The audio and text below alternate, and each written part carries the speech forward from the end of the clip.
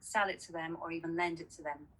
So this could be something really simple, like a half-empty pot of paint. I'll give you an example. The other day, I was painting a garden chair, and I only wanted a tiny bit of cuprinol, but I had to go out and buy a huge tin because that's all I could buy locally. But I guarantee that somebody in the community has got 10 half-empty pots of cuprinol in their shed and would have been willing to give me one of those tins if they'd known. It might be that somebody just needs half a ball of wool to finish off a craft project, and I've got a cupboard full of wool I'd be happy to give away. Or it might be that you just need to borrow a garden spade to dig a hole and never need it again, but you don't have to go all the way out and buy another one if somebody could lend it to you. So the possibilities are absolutely endless, and it just saves people taking useless stuff to landfill, and it saves other people having to make purchases that they just don't need. But more than that, it provides a platform for the community to pull its resources and just think differently about waste. And it's not necessarily about borrowing things, it's sometimes actually giving that person the thing to own. So that's just one of my ideas, and I'm sure amongst us there'll be many others. But my mindset is it's not so much about what Anna and Julie and Jennifer can do for us, and it's wonderful that we've got their support and buy into this, but it's more about what we can do as individuals working together as a community to make that difference. Thanks, Martine. And I think that's spot on at the end there. And I think that's what I'm trying to enable here. This meeting tonight hopefully is the first one.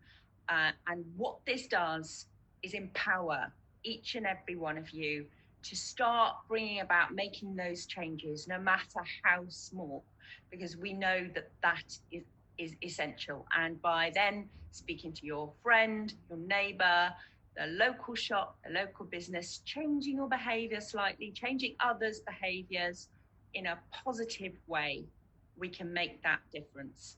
I know I've done work with a lot of people on behaviour change, and recently had a meeting with Cardiff University CAST, a brilliant climate behavioural research front that we've got on our doorstep here in Cardiff University, all about the importance of our own behaviours and about how we move to a more sustainable living. But most importantly, what do we want to see? What world do we want to live in? And that starts with us. So let's open this up. Who would like to come in with their fantastic ideas, whether it's, as Martine's just mentioned, an idea. There will be lots of ideas already out there. There will be lots of projects already existing. And I think what this is about is just talking about the ideas at the moment and not worrying whether it overlaps and something already exists on that, because that we can sort that out later. But let's hear your ideas. So who would like to come in? Let's have a look. Going to have a look at the hands raised. Bear with me.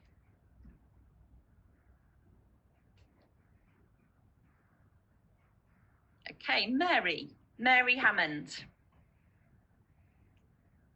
Hello, good evening, everyone. I'm interested to know how we can work out exactly what sorts of things we ought to be doing. And I've seen some of the things on chat, and it would be great to collate those. But I'm not sure what are the most important things. Is it more important to have solar panels on my roof because I'm south-facing, or is it or those sorts of things? And what are the priorities? What actually gives the biggest payback? And if it's something that costs quite a bit of money, would we be able to encourage the council to provide some kind of free surveys or funding to help this to happen? Thank you. Thanks, Mary. That's a really, really important point. And I think this is about what's achievable as well. So solar panels may be great, but maybe not so achievable for everybody. But maybe there are ways, and maybe there's expertise that people can access getting those solar panels. So I think we need to think about equitable access, and climate justice as well. And I think that's what's important about this. We want this group to be for everybody and to empower people and others to think they can act sustainably, and it's not going to cost a fortune, because I think that's a really important point as well. So who else wants to come in? Let me have a look. Susan Ansell, your hand's raised. If you could put your hand down once you've spoken, that'd be great. Hi, Anna. I think this is really good and really encouraging. I'm really pleased to see so many people. I think you're right to bring up the justice issue, the social justice. There is a social justice aspect to this, and particularly with reaching out to different groups within Cardiff, different communities. It's lovely to see so many people, but I can't help noticing how many of us are white. There are a lot of other people in Cardiff who we need to be including in this. But the main thing I wanted to say was that, as well as the climate emergency, I feel very strongly that we also need to be looking at the ecological emergency that's happening in tandem with it. We're suffering massive declines in biodiversity in this country and across the world, and we have to do something about that now. And there are lots of things that people can do at home and on a community level to help with that agenda. And I know there's a lot of people here who are involved in the North Meadows campaign. I'm not personally, but I think there's probably a lot to do in terms of raising people's understanding and awareness of the ecological emergency and what we can do in the city to help with that. That was it really. Lovely. Thanks, Susan. Yeah, you make some really good points. I think people would agree with you here. And it goes back to my point about this is the start. The people here, and it's great to see so many, but it's about reaching out beyond our circles, beyond the normal go-to people, to try and engage those people who wouldn't ordinarily maybe be interested in those small changes and behaviour changes. And make a very good point about the ecological emergency, because we are facing an ecological emergency as well. So those changes, those behavioural changes that we can all make to do with that, very important. So ideas on that are absolutely welcome.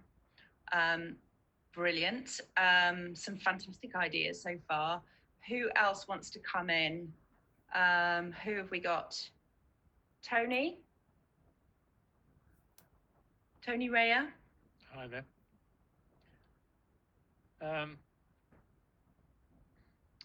I come from a bit of a commercial background on this because we are actually solar installers. We've done a lot of work within Cardiff and schools in particular to help drive energy efficiency in them.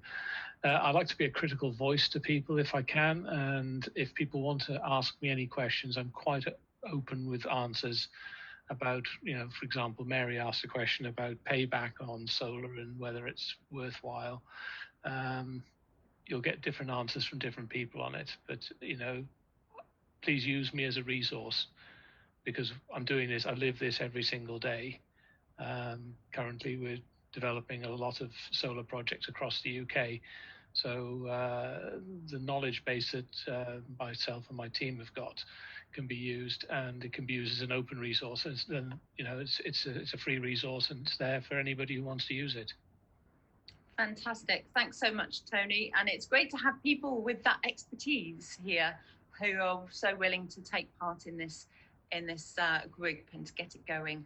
Okay, and I think somebody has been asking on the chat, I've seen here, anyone here from Rabiner Against Plastics? Well, yes, there is.